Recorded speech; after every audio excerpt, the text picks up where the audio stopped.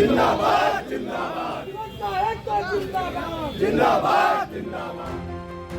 Kanpur bar association के पूर्व महामंत्री राकेश तिवारी को पुलिस द्वारा हिरासत में लिए जाने की सूचना मिलते ही वकीलों में आक्रोश फैल गया। बड़ी संख्या में वकील नवाबगंज थाने पहुंच गए और थाने का घेराव शुरू कर दिया। वकीलों का साफ कहना है कि जब तक राकेश तिवारी को रिहा नहीं किया जाता तब तक धरना जारी रहेगा। वकीलों ने चेतावनी दी है कि यदि उनकी मांग पर तुरंत कार्रवाई नहीं हुई तो सोमवार से वकील हड़ताल पर चले जाएंगे। इससे न्यायिक कार्य पूरी तरह प्रभावित होने की आशंका है। स्थिति की गंभीरता को देखते हुए नवाबगंज थाने में अतिरिक्त पुलिस बल तैनात कर दिया गया है। पुलिस अधिकारी वकीलों को समझाने बुझाने का प्रयास कर रहे हैं। माहौल तनावपूर्ण बना हुआ है। इस संबंध में joint police commissioner Vinod Kumar Singh ने बताया कि वर्ष 2021 में हत्या के मामले में राकेश तिवारी को पुलिस ने पूछताछ के लिए उठाया है। कोई गिरफ्तारी नहीं की गई है। पूछताछ के बाद जो अग्रिम कार्रवाई है वो की जाएगी। जब तक पूछताछ पूरी नहीं हो जाएगी तब तक राकेश तिवारी को छोड़ा नहीं जाएगा। पूछताछ से संतुष्ट होने पर छोड़ दिया जाएगा। पुलिस लगातार अधिवक्ताओं का उत्पीड़न कर रही है। आज हमारे सीनियर अधिवक्ता साथी लायर्स और बार के पूर्व महामंत्री श्री राकेश तिवारी जी को पुलिस कमिश्नर और जेसीपी मिलकर हत्या के मुकदमे में फंसाना चाहते हैं, इसलिए उनको आज यहाँ नवाबगंज थाने में पकड़ के 3-4 घंटे से बैठाले हुए हैं।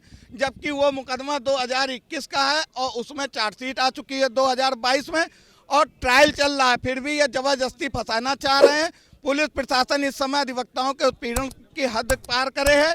हम लोग अगर उनको नहीं छोड़ा जाता है तो सोमवार से अनिश्चितकालीन हड़ताल पे जाएंगे और हम लोग कचहरी परिसर में पुलिस की एंट्री बंद करेंगे और अपनी बात लखनऊ जाके योगी जी के समक्ष रखेंगे और विधानसभा का घेराव करेंगे। अगर पुलिस प्रशासन होश में नहीं आता है और अधिवक्ताओं का उत्पीड़न खत्म नहीं करता है और राकेश तिवारी को नहीं छोड़ता है, जिनके खिलाफ पुलिस को कोई साक्ष्य नहीं मिले हैं। हम लोगों को इधर विगत 1 महीने से पता चल रहा था। हमने कई बार कमिश्नर साहब से कहा भी, पर्सनल मिलके भी कहा कि आप किसी को गलत ना फंसाइएगा, फिर भी आज वो फंसाने के उसमें लगे हुए हैं। कोई वारंट नहीं था, कुछ नहीं था। एक संगठित होकर कुछ पुलिस अधिकारी उनको फंसाना चाह रहे थे। ये सूचना हमको बहुत दिनों से मिल रही थी। हम लोग परमानेंट मिल के अपनी बात भी कह रहे थे। आज जब मैं मिला तो उन्होंने उस मुद्दे में कहा कि नहीं, ये जा नहीं रहे थे विवेचक के पास। तब कि हम लोगों ने अपनी बात रखी कि विवेचक ने हमको कभी नहीं बुलाया, जब बुलाया तब मैं गया। अगर आप लोग की मांगे नहीं होंगी तो आगे हम लोगों की अनिश्चितकालीन हड़ताल होगी। जो पुलिस कमिश्नर का रुख हमें ठीक नहीं लग रहा। कोई स्पष्ट बात नहीं कर रहे हैं। वो फर्जी सबूत जो कि है नहीं हमको भी दिखा रहे थे। हमने उसका विरोध करा तो हमसे भी उन्होंने बड़े उससे कहा नहीं ये सही। हमने कहा हमारा लाइट डिटेक्ट करा लीजिए भाई, झूठ सही सब पता चल जाएगा। तो उसके लिए भी नहीं तैयार हैं। कह रहे नहीं आप लोग ये करते हो वो करते हो। कुल मिला के उनको हम लोगों का उत्पीड़न करना है, लेकिन हम लोग अब ये सहेंगे नहीं। आर पार की लड़ाई होगी। अगर अब कोई भी अधिवक्ता जेल जाता है तो पुलिस भी जेल जाएगी। ये हम लोगों का वादा है। ये हम न्यायपालिका के थ्रू करवाएंगे उनके खिलाफ। अभी हम लोग अगर देखते हैं वो हमको छोड़ते हैं तो कोई वो नहीं छोड़ते तो हम लोग अनशन करेंगे, यहीं बैठेंगे अभी। और हम लोग कुछ नहीं करा है। उन्होंने एनआरआई सिटी से, जो कि उनका घर है, वहां से उठाया है, जिसके फुटेज हमारे पास है।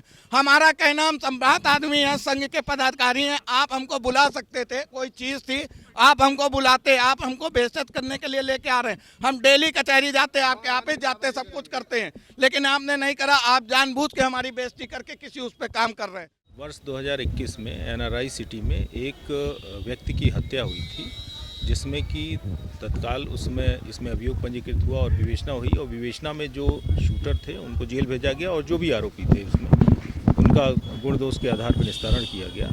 जो मृतक थे उनके पुत्र के द्वारा अप्रैल माह में एक एप्लीकेशन दी गई थी, किंतु उस पर कोई कार्रवाई नहीं होने के कारण उनके द्वारा तकरीबन 1-2 महीने पहले एक एप्लीकेशन पुनः दी गई और इस विवेचना से असंतुष्टि जाहिर की गई और उनके द्वारा कहा गया कि इसमें जो मुख्य लोग हैं, मुख्य साजिशकर्ता हैं, उनके खिलाफ कोई कार्रवाई नहीं की गई है। इस क्रम में अग्रिम विवेचना के आदेश दिए गए और अग्रिम विवेचना में कुछ नाम प्रकाश में आए, जिसमें कि एक अधिवक्ता हैं यहाँ के श्री राकेश तिवारी जी, उनको पूछताछ के लिए और साथ में अन्य जो नाम प्रकाश में आए हैं उनको पूछताछ के लिए थाने में लाया गया है।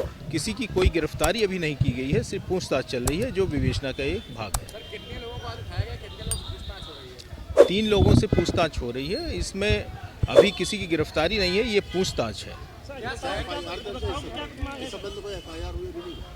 ये एफआईआर पहले ही पंजीकृत थी जिसमें चार्जशीट लगी थी, ये अग्रिम विवेचना के क्रम में। कौन है, क्या व्यापारी हैं या जो है? हाँ, 2 व्यापारी, ये एनआरआई सिटी के डायरेक्टर हैं। नहीं, इसमें ये बेसिकली विवेचना का भाग है, चूंकि वो अधिवक्ता है इसलिए उनके समर्थक में जो अधिवक्तागण हैं वो आ गए हैं।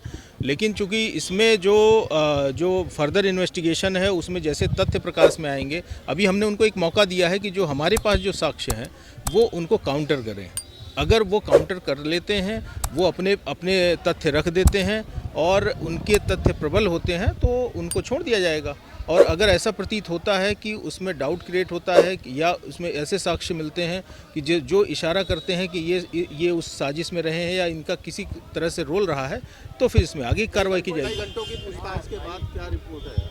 नहीं, अभी तो चल रही है, अभी पूछताछ चल रही है। अभी इतनी जल्दी हम उस निष्कर्ष पे नहीं निकलेंगे जब तक कि पूरी पूछताछ पूरी न हो जाए। सर, कोई शूटर पकड़े गए क्या? नहीं, कोई शूटर पहले पकड़े जा चुके थे। कानपुर से इब्ने हसन जैदी की रिपोर्ट।